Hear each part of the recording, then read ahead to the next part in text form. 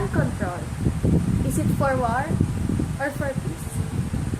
The Republic Act No. 10591, also known as the Comprehensive Firearms and Ammunition Regulation Act, is an act providing for a comprehensive law of firearms ammunition and providing penalties for violations thereof. According to the Philippine government, it is the policy of the state to maintain the peace and order and protect the people against violence. Gun control generally refers to laws or policies that regulate the manufacture, sale, transfer, possession, modification, or use of firearms.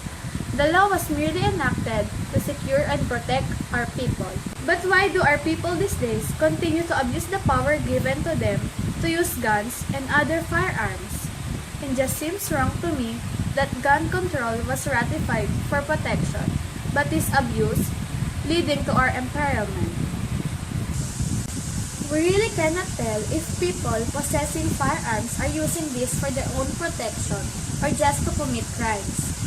Nowadays, news about massacres, gun shootings, and homicides are widely spread out. We are all familiar with the Maguindanao tragedy, or I say tragedies, due to the numerous conflicts happened there. Filipinos are brutally killed by the opponents, and even the residents in some areas of Mindanao also violently assassinated by the Muslim soldiers. With that, civilians are now taught how to use guns so they can defend themselves when nearby enemies attack them again.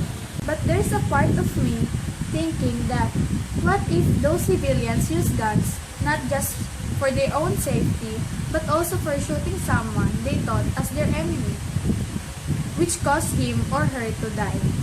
Another one is the criminals. They do not go through standard license procedures to acquire firearms. Instead, they look for some illegal means to have guns so that the police wouldn't identify them and they can continue doing crimes. These situations are just examples of the possible effects of gun control. It can be for protection or worse, for committing crimes. The gun control is a stricter law that when it comes to the possession of firearms, it is created to minimize illegal manufacturing and distribution of firearms.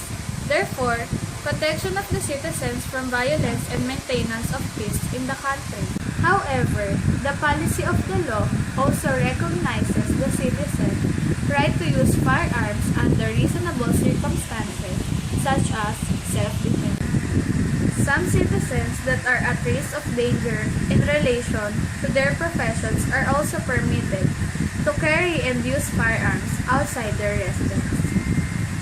But, in exchange to this, they should meet all the requirements needed for them to legally obtain their firearms, and these firearms must be brought to the PNP for registration and licensure, which is good. It is really for protection, as for me. Gun control is always for the citizens' protection, safety, and peace. It is truly past for us to ensure confidence of security that the state could provide. It is just right for the usage of these guns and firearms be duly monitored by the authorities. It's right for them to know if we are using this for valid reason or just for committing sins. Let us not forget that whether this gun control law is enacted or not, we should always be responsible possessors of firearms if we have one. Not just think of our own sakes, but also the good of our neighbors. Let us put in mind that by simply being a good citizen and responsible citizen, we can be a part of our country's vision to achieve peacefulness and safety of each and every one of us. That's all. Thank you. And I just want to introduce myself to you. I am Joanna Lynn Esofanta from St. Ben.